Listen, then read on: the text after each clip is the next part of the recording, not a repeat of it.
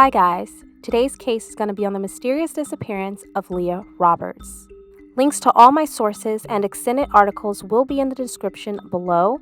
Please read the disclaimer and let's get into today's case. Leah Toby Roberts was born on July 23, 1976 in Durham, North Carolina, where she lived with her parents and two older siblings, brother Heath and sister Cara. Leah had a pretty normal childhood. She loved spending time with her family. However, when Leah was just 17 years old, things took a turn for the worse. In 1995, her father was diagnosed with chronic lung disease. Later, Leah was studying at the North Carolina State University. She was a sophomore studying Spanish and anthropology when her mother suddenly died from heart disease. As you can imagine, this was a very difficult time for her, and she took some time off from school to mourn her mother's death. She returned to school in 1998, where she would resume that fall semester. Not too long after that, Leah would run into more bad luck. She got into a car accident after a truck pulled out in front of her. Leah suffered a punctured lung and a shattered femur. Her injuries were so severe that she had to get surgery to place a metal rod alongside her thigh bone so that it would properly heal. After surviving the accident, Leah claimed that she felt born again. Her near-death experience gave her a new perspective on life. She explained to her family and friends that she was so sure she was going to die. In the spring of 1999, 3 weeks before she was to leave to Costa Rica, and just 6 months later, Leah's father passed away. This changed everything for her. She dropped out of college with just 1 semester away from graduating. Her siblings didn't agree with her lifestyle choices, but Leah wanted to live her life to the fullest. 23-year-old Leah was living with her friend Nicole in Durham, North Carolina. Most of her time was spent focusing on herself and her newfound hobbies such as guitar and photography. She also adopted a small kitten named Bee. She loved hanging out in coffee shops, writing poetry, and journaling about the meaning of life. Janine Queeler and roommate Nicole Bennett say Leah discussed the idea of emulating Beat Generation novelist Jack Kerouac and going on a road trip to the West.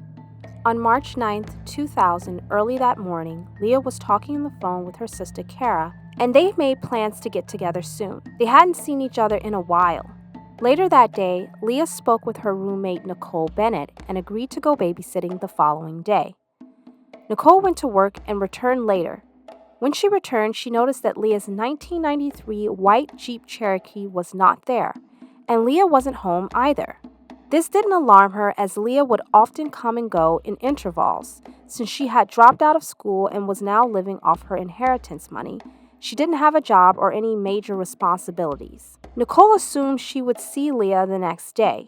However, she never showed up to the babysitting appointment and did not come home.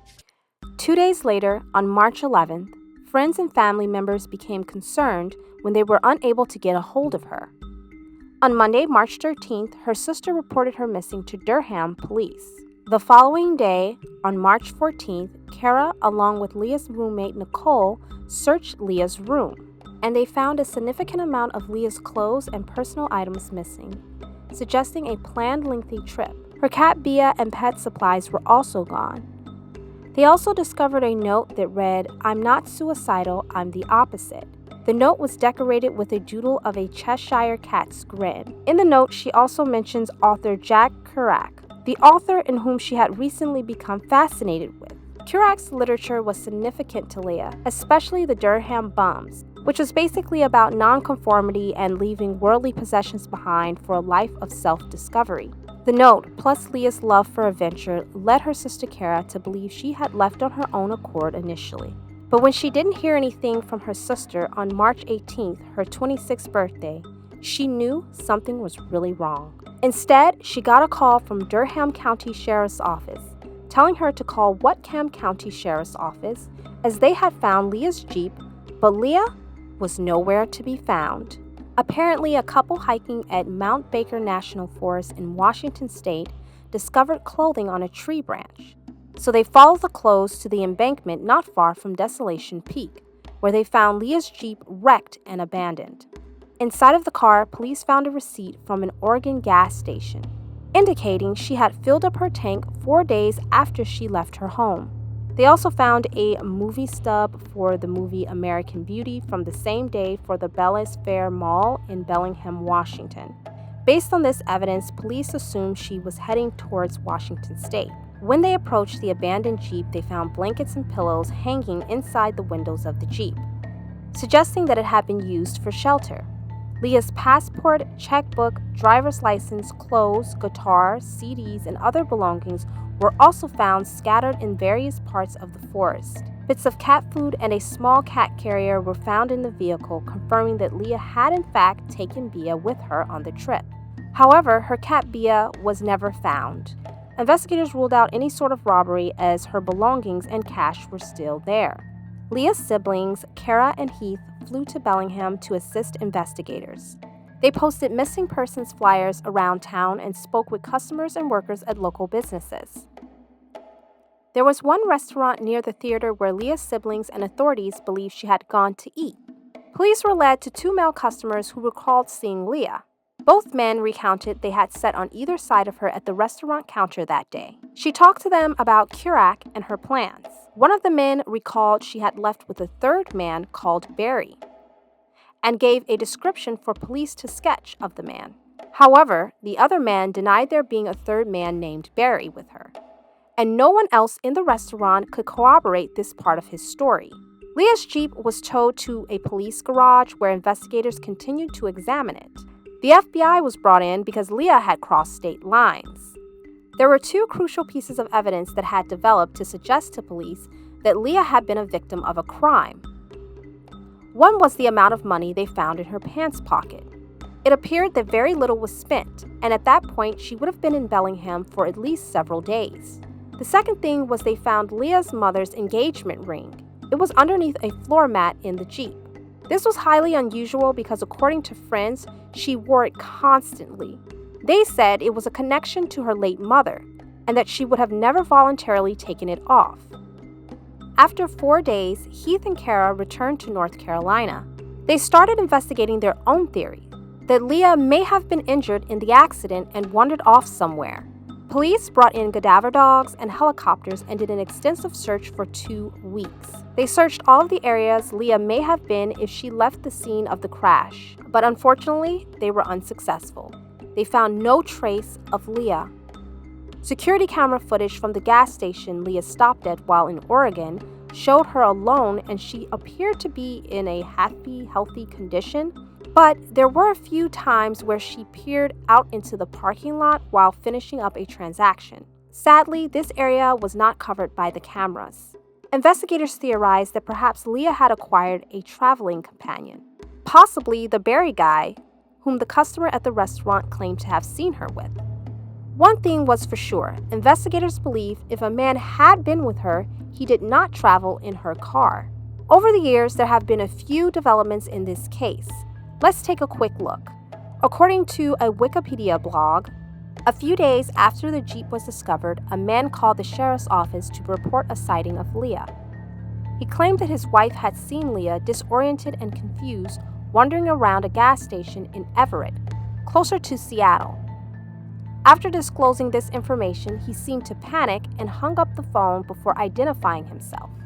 Police nevertheless considered the tip credible. It might have been the last sighting of Leah.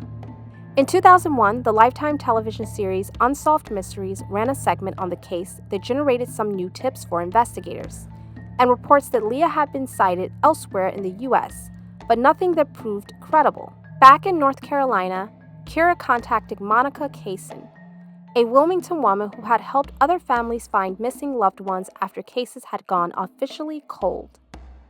CAISON, with the help of a network of volunteers called Community United Effort, has specialized in keeping cases alive in the media for which official efforts have exhausted all leads. In 2005, on the 4th anniversary of Leah's disappearance, CAISON organized a caravan across the country, following Leah's route west to Bellingham, to raise awareness about Leah's unsolved case and those of other missing persons. This has since become an annual event. She and Kira appeared on CNN and Larry King Live in 2005. I really don't know how I have made it through the past 5 years without her, Kira told the host. "We're just trying to, keep Leah's face out there as much as possible," she said. After the initial investigation concluded, Kara asked the Whatcom County Sheriff's Office to keep Leah's car in case more clues turned up years later. This decision bore fruit in 2006 when Mark Joseph, the detective who had originally investigated the case, passed his file on to 2 younger detectives. Reviewing the case, one of the detectives noticed the car and its contents had not been fully processed for evidence when it was originally brought in.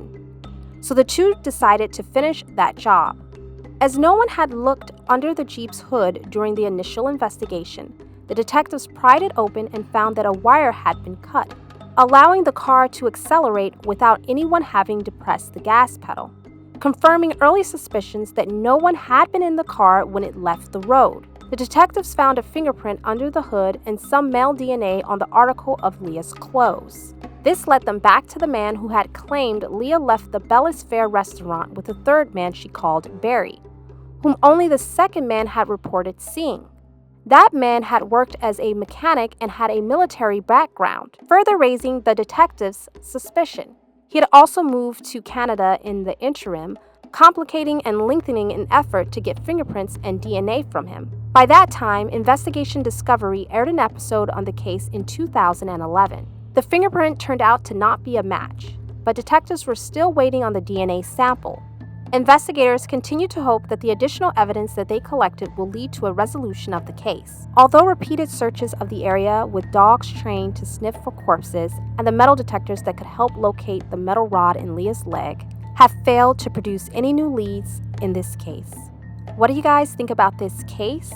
Please let me know in the comments down below. If you like videos like these, check out my last episodes. I'll leave them linked on the screen right here. Don't forget to like, comment, and subscribe. Also share, because that really helps me out. And I'll see you guys next week with another episode. Bye!